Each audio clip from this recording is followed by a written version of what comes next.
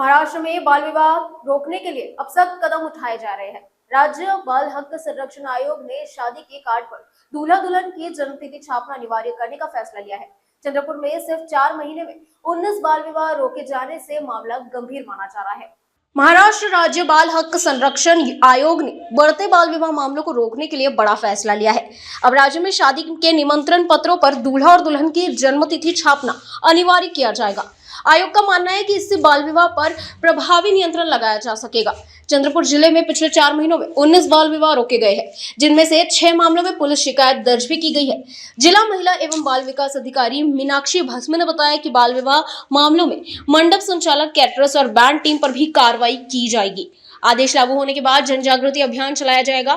बाल विवाह साबित होने पर 1 लाख रुपए तक जुर्माना और 2 साल तक की सजा का प्रावधान है। परंतु बालविवाहाची संख्या दिवसेंदिवस वाढत असणारी बघता आणि पालकांमधील याबाबतची पालकांमधील आणि मुला मुलींमध्ये याबाबतची असलेली उदासीनता या दोन्ही गोष्टी पाहता हे आवश्यक आहे। त्याच्यामुळे जर भविष्यात असा निर्णय महाराष्ट्र राज्य बाल आयोग आणि महाराष्ट्र शासनाने घेतल्यास बालविवाह रोखण्यासाठी याची मदत होईल।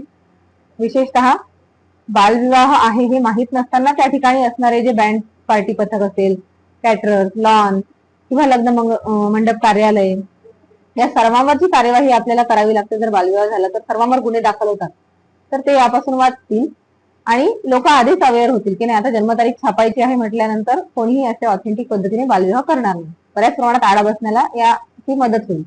जर असा आदेश आपल्या कार्यालयाला प्राप्त झाला ऑथेंटिक तर आपण प्रेस नोट देऊया, पेपरला बातमी देऊ, सर्व पेपरला जिल्हाधिकारी कार्यालय आणि आपल्या कार्यालयामार्फत तसं सांगण्यात येईल लिखित पद्धतीने। आणि सर्व अंगणवाडी सेविका, आशा, सीडीपीओ, जे बालविवाह प्रतिबंधक अधिकारी आहे, ग्रामसेवक, सर्व ग्रामपंचायती यांच्यापर्यंत सुद्धा मुख्य कार्यकारी अधिकारी, जिल्हाधिकारी यांच्या मार्फत यांच्या स्वाक्षरीने पत्र देऊन ही माहिती देण्यात येईल।